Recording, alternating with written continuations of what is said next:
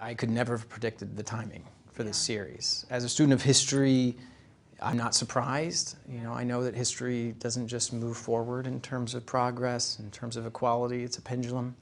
But I certainly know, and one of the lessons of the show is the way to keep the pendulum moving forward is to hold hands with and to move forward with other people, other minorities, and other social justice movements. And we haven't been doing that enough. I criticize my gay brothers and sisters saying, man, you can't be that self-interested.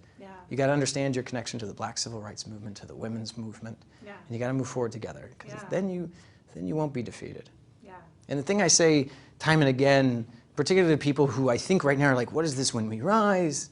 Is this an us or them thing? Is this war of some sorts? No, that is not what this is. This is what the world needs right now, which is a conversation. We need to have an open conversation about who we are. Figure out how to dispel the myths and the lies and the fears by telling our truth. This is not a war, because the truth of the matter is every single person in this world today is a minority in one way or another, depending on how you slice that pie. We are all in that we and when we rise.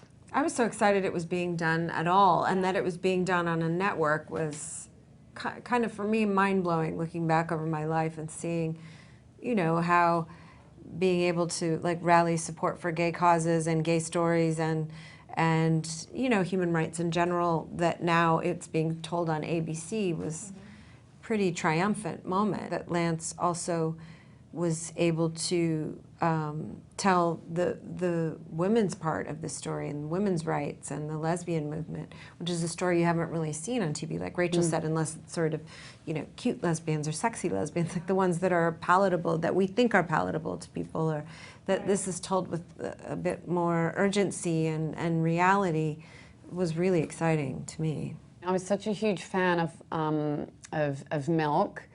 I found it just such a, I mean, I'm a history buff, and it was just such a joyful encounter with history, and to meet these kind of younger, passionate fighters for civil rights was so new to me, because all the civil rights material that I'd seen was all within the kind of African-American movement, and there's so much pain and sadness. But then to kind of shift that across to the gay lesbian, in which there's also just so much triumph and joy and fun and fabulousness while fighting to really redefine what it is to be American, to make it a broader definition of what is family, and to, you know, to make this extraordinary, you know, city, you know, one of the most wonderful places in America.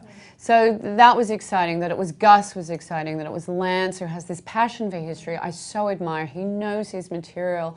His love of an ancestor worship is very unique. There is no one else who really is about elevating these kind of lost heroes. A huge kind of sense of responsibility that we're playing living women who's, you know, who have very courageously opened their lives, and they've opened their hearts and their families to exemplify somehow part of the American story.